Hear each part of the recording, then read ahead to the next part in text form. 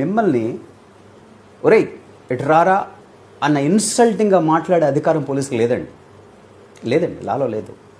కానీ ఎందుకు సార్ చాలా మంది పోలీసు ఆ విధంగా బిహేవ్ ఎందుకు చేస్తారు అంటే I can get away with that.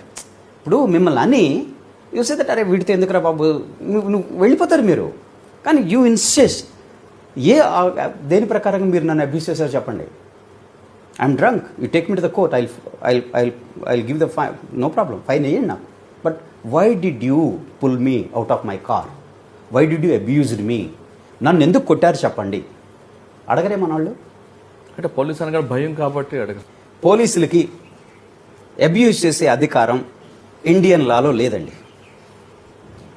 Sardar Vallabhbhai Patel ఒకటి అన్నారు అన్నమాట, వెరీ ఫేమస్ కొటేషన్ వారు ఇచ్చారు. ఏంటి అంటే అది సర్దార్ మన నేషనల్ పోలీస్ అకాడమీలో ఉంది. అది what ever may be the provocation, I appeal to the police of not to lose your cool.